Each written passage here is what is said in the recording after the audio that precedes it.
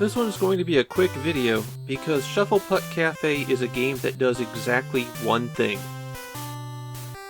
If you're waiting for me to say, but it does it well, it's actually a little bit complicated here. For some reason, this game has a story. You're a Krypton 3 salesman whose car has broken down, and so you go into a rough cafe that's the only place open at night, where the wild group of patrons are all engaged in an air hockey tournament. Not a weird science fiction air hockey tournament where they all have power-ups and special moves. Just a normal air hockey tournament. Okay, the woman's a witch who can teleport the puck when she serves it, but she's the last boss, and she's the only one who isn't playing by normal rules.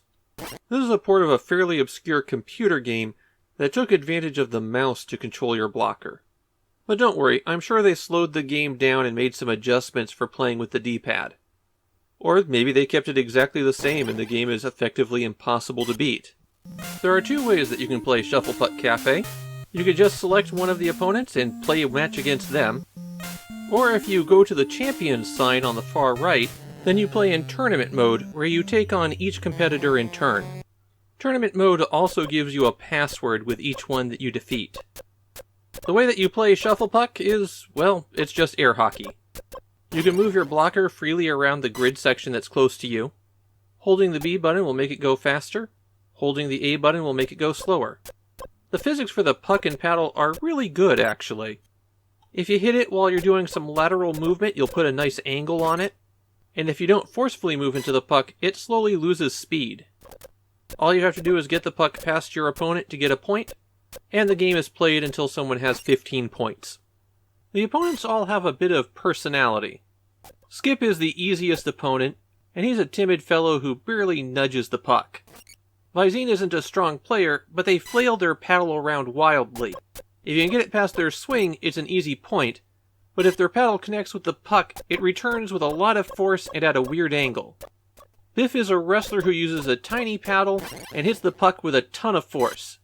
He's basically the point where you start having to have superhuman reflexes in order to beat opponents. Nerul doesn't hit the puck hard, but their defense is nearly perfect. When you're playing against individuals, you can hit pause and modify the physics of the game. You could change the paddles or the puck behavior. If you're playing in tournament, though, you have to use the system defaults. And there's really nothing else to say about Shufflepuck Café. It really is that simple of a game. The very few comments I can find in Japanese about it are that the game is too difficult. There's a blog I regularly reference where someone was tracking their progress beating every Famicom game, and they had to cheat to beat Shufflepuck Café. As for me, well, the physics of playing air hockey here are done pretty well. It's got a decent feel to it. But it's not really fun playing against this AI. If I practiced for a couple more hours, I might have been able to beat about half of the opponents. But I'd still be letting shots go past me just because they went by faster than a human could react. And the lack of two-player mode here really limits the playability.